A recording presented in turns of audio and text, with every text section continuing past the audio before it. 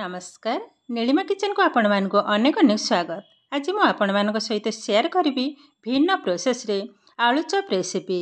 देखा बहुत सुंदर, खाइबा बहुत टेस्टी, ऊपर क्रिस्पी भितर मसलादार आउ तैयारी करबा एकदम सहज। तेबे भिडियोटी को स्किप न करी संपूर्ण देखंतु। आशा करुछि भिडियोटी आपण मानक बहुत पसंद आसीबो।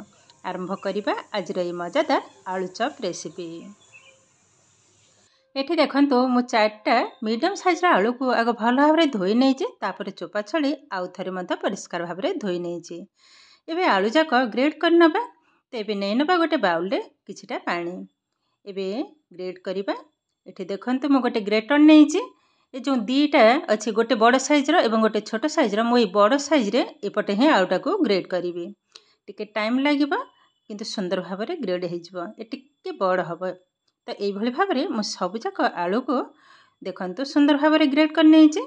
आबे आलू को कौन करबा भल भाव में चकटी चकटी 4-5 थर भल भाव में धोई नबा, जो पर्यंत आलू रो ये जो धला पानीटा न बाहर। देखंतु यही भाव में किंतु 4-5 थर धोई नेबे। आउ थरे धोई नेबे। एबे परिष्कार हो गलानी, तथापि आउ थरे भल भाव में धोई नबा।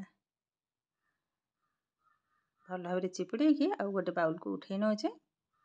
एबे देखंतु आलू को सुंदर भाव में धोई नहीं। एबे पानीटा भी मध्य देखंतु एकदम परिष्कार पानी। देखंतु तो एबे कौन करबा, या को पुणी भल भाव में चकटी कि गोटे प्लेट रे उठे नबा। चकट नबा, भल भाव में चिपुड़ी नबा। एभली भाव में सब जाक उठे नबा। आगो प्लेट को सब जाक उठे नहीं। एबे गैस ऑन करी ऑलरेडी पानी मु बसई नहीं। एबे दे दबा स्वाद अनुसार लुण। मुझे गोटे टेबल स्पून लुण को पकई नेली। पानीटा हल्का टिके गरम होला परे आलू जाक पकई नेबी। ए जस्ट गोटे मिनिट बसिबो, अधिका समय बसिबनी।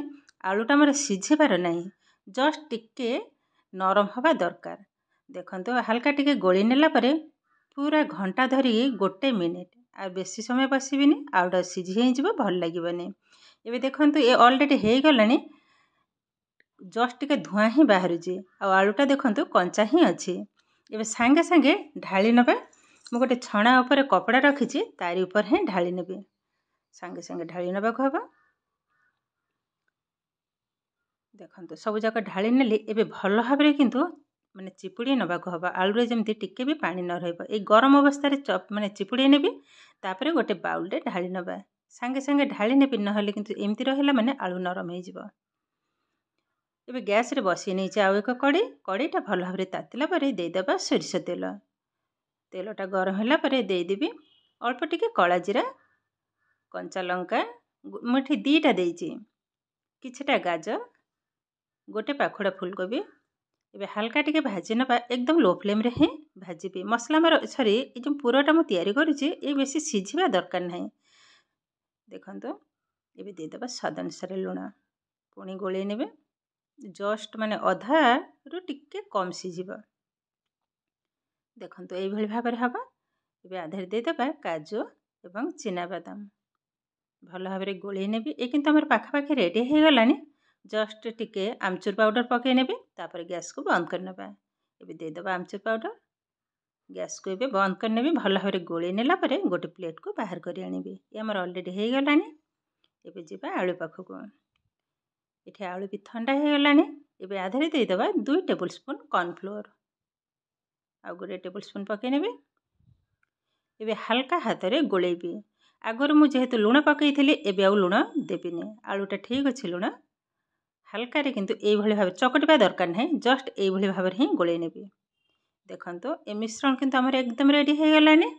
एबे तैयारी करिबा। एबे अल्प किछि हाथ रे रखिबे। देखंतु एई भली भाव रे रखिले हल्का टिके एपट सेपट टिके करनेबी। टिके खेली नउची। बस एबे मझिरे ई पूरो को रखि नबा। देखंतु ऊपर पुणी आउ किछिटा आलू को दे देबे। बस एबे भल भाव में 2 हाथ साहाय्य रे एई भली भाव में चापिबा को हबा। भल भाव में किंतु जॉइंट हे जिवो। तो एई भली भाव में सब जाक आलू को तैयारी करनेबी। आ ये आलू चपटा खाइबा को एते सुंदर लगे, माने विश्वास भी करि परबिनी। एक माने एकदम कम तेल रे ही ए आलू चपटा तैयारी है। आ खाइबा को एते कुड़मुड़िया बहुत सुंदर लगे। विशेषकर सकाळे सन्धारे चा सहित भी भल लगे कि पिलामान टिफिन बक्स रे मते देई परिबे आ एतेटा सुंदर लगे। देखो ये भाव में सब जाक तैयारी करनेबी आउ गोटे तैयारी कर देखा तैयारी करबा भी एकदम सहज।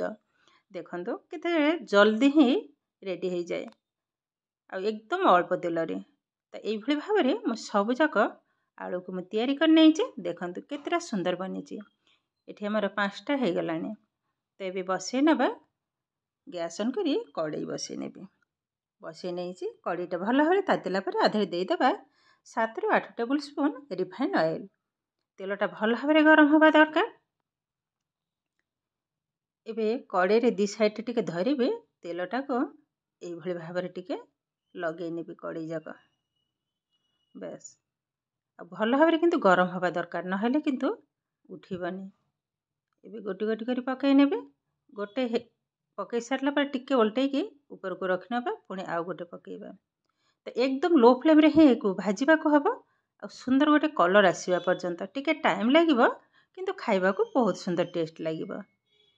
तो ये भाव में गोटी गोटी करी पकई नेबे एका थरे पकईबेनी जेहेतु अल्प तेल रे ही भाजुचे। टिके तेलटा को कड़े रे साइड को करनबा बस या मत उल्टे नेबे आउ गोटे को पकई नेबे टिके साइड करने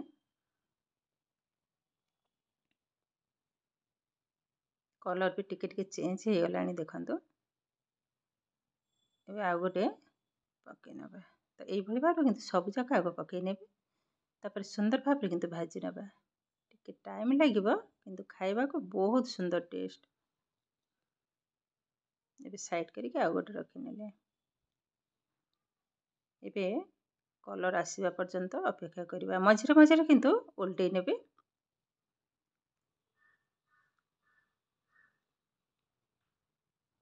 एबे देखंतु सुंदर भाव में कलर भी आसी जाइए आ एकदम क्रिस्पी बनी आ तेल भी देखंतु आउरी रही गलानी। ये आमर पाखापाखी रेडी हो गलानी केतेटा सुंदर बनी देखंतु। एबे बाहर करनेबे आ बसिबा दरकार नहीं ऑलरेडी हो गलानी। एबे गैस को मु बंद करनेले एबे उठे नबा गोटे प्लेट को देखंतु केतेटा सुंदर बनी कलरटा भी बहुत सुंदर बनी। एबे प्लेट को मध्यम उठे नौजे देखंतु केते सुंदर भाव में एकदम अल्प समय रे कम खर्च रे ये आलू चप हमारा रेडी हो गलानी। आ देखिबा को देखंतु केतेटा सुंदर बनी बहुत सुंदर बनी आ खाइबा को तो बहुत सुंदर टेस्ट। टिके उठे की देखौछि देखंतु केतेटा सुंदर बनी एबे भी गरम अच्छी संपूर्ण ठंडा हैनी ठंडा हो गले आउरी क्रिस्पी बनिबा। सब जाक आलू चप किंतु बहुत सुंदर बनी आ केतेटा क्रिस्पी बनी आपण मैंने यार साउंड मत जानी पारिथिबे बहुत क्रिस्पी बनी। एबे गोटे भांगी की मत देखेबे केतेटा क्रिस्पी बनी आ भितर पुरोटा केतेटा सुंदर बनी देखंतु आर साउंड तो जानी पारिथिबे केतेटा क्रिस्पी बनी आ भितर देखंतु पुरोटा भी सब जाक आलू चप किंतु बहुत सुंदर बनी। तो ये किंतु आमर प्रस्तुत हो गला आज मसलादार आलू चप रेसिपी।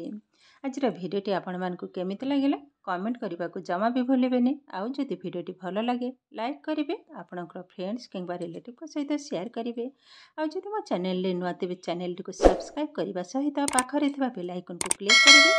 आगको आसुवा नुआ नुआ भिडियोर नोटिफिकेशन सर्वप्रथम आपण मानक पाखरे पहुँची जिवो। फेसबुक पेज रे देखुथिले पेजटी को निश्चय फॉलो करेंगे। ताहेले आज पई रहुची पुणी देखा हबो आउ एक नुआ भिडियो रे। नमस्कार।